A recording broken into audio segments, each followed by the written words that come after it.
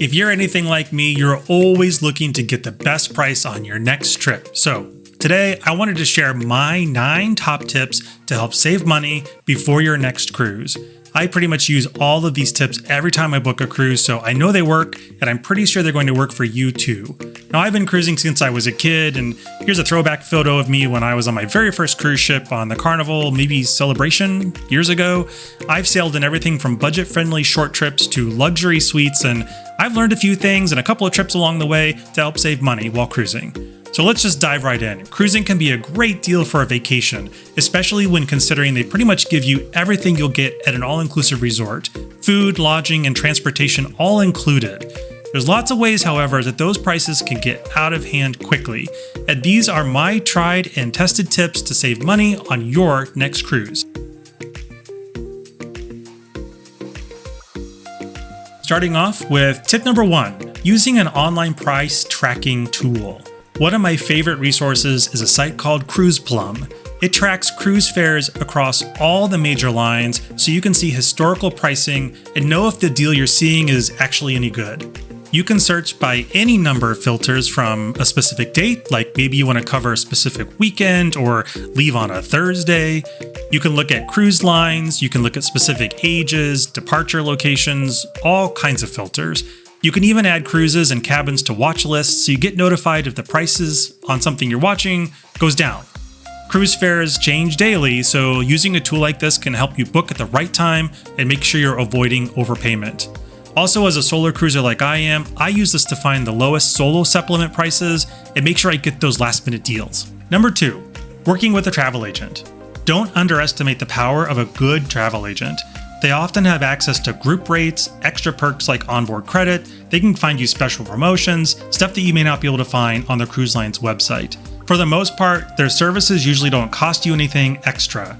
Do keep an eye out though for some service fees. Some independent agents may charge a service fee, but most don't, so just ask up front. Travel agents can also help watch for prices, they can help you find unique trips you might be dreaming about, or they can help you book for large groups and save some of that hassle. Number 3, book an inside cabin. If you're more focused on ports, activities, and entertainment, an inside cabin might be a fantastic way to save. You'll often pay hundreds less compared to an ocean view or a balcony room. Just make sure you're an inside cabin kind of person. It'll be dark at night, some people don't mind that, and you'll have to go out on deck to make sure you see the scenery passing by. Some cabins do have large virtual windows. They help you see what's going on the outside of the ship to make you feel like you have a view. If an inside cabin isn't for you, you can also opt for an ocean view cabin. They'll have a porthole or a picture window, something to at least let you see a view of the ocean. My next tip is looking at guaranteed cabins. When you see the words guaranteed cabins, that means you pick the category, like inside or balcony, but the cruise line is going to choose your exact room. As other people book and reserve specific cabins, the cruise line then takes whatever's left over and starts to assign those to people who picked guaranteed cabins. The gamble is, of course, you're not going to know what location you're going to be in until closer to the sailing. You might be at the bottom of the boat, at the top, at the very front, at the very back. The buffet could be right above you, or you might be above a loud dance venue. Or it could be sandwiched between a bunch of other cabins. You never know. It could be great, it could be bad, but it's almost always a great deal. The savings could be pretty significant, and sometimes you even luck out with a free upgrade. Though anymore lately, that's not as common. The savings can be multiple hundreds of dollars depending on the cabin or the cruise line, so guaranteed cabins really are a great way to save a lot of money. Number 5. Obstructed view cabins. Speaking of cabins, don't be afraid of those obstructed view cabins. When you see obstructed view listed, it usually just means there might be a lifeboat or a support beam or something else that might be partially blocking your window or your balcony. Because of that, the price is often much lower than a standard ocean view or balcony. But the reality is, many times these obstructed view cabins still let in plenty of light, and the obstruction is usually pretty minor, so you get the benefit of a window or open air at a discount. In fact, those obstructed view ocean view cabins, they can sometimes be the same price or maybe just a little bit more than an interior cabin. But think about it. You weren't going to have a view in your interior cabin anyway, so a partially blocked window can feel like a big upgrade. In some cases, this discount may even make a balcony cabin affordable when it wouldn't have been otherwise. Just make sure you know what you're getting. Do a little research on the exact cabin you're looking at. Check the cruise line's deck plans to see where it's located. Look at review sites or forums where past guests share photos from their cabins. That way you'll know whether it's just a lifeboat off to the side or something much worse that completely blocks your entire window. Number 6. Older renovated ships.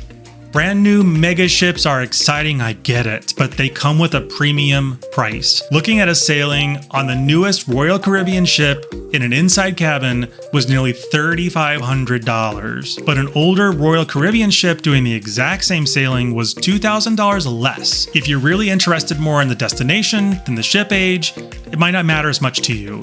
And better yet, consider a slightly older ship that's been recently renovated.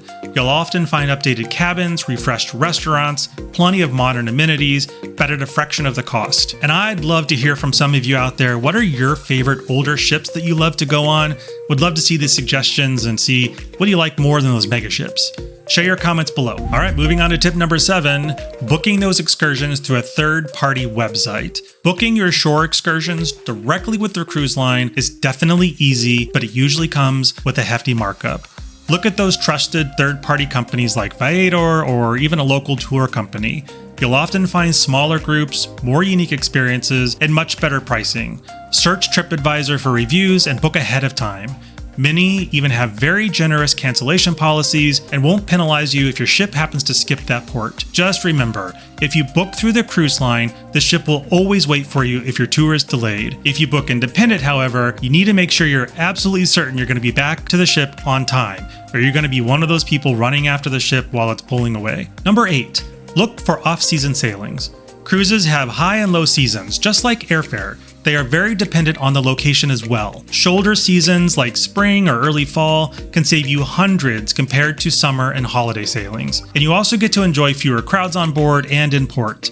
Alaska, for example, can be a very popular expensive cruise, but if you book in May or September, you're still going to have an amazing trip, but you're going to save a lot of money on the cost. It could be colder than it is in July, but that's what hoodies are for. And tip number 9, watch for those drink and Wi-Fi package deals. Those packages add up quickly, so really think about how much you're going to use them. Sometimes it's cheaper to buy your drinks a la carte.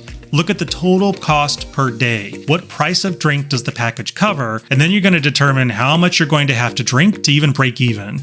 I was looking at a cruise next year where the drink package was so expensive, I'd have to drink 6 or more cocktails per day to break even. It's just more than I can drink in a day. But here's the real tip. Keep an eye on those packages before your cruise. Cruise lines like Royal Caribbean and Celebrity are famous for running package sales, especially around various holidays like 4th of July, Black Friday, or even just random flash sales. If you've already bought your package, you can usually cancel and repurchase it again at a lower price. Not every cruise line makes it this easy, but Royal and Celebrity in particular are great for this.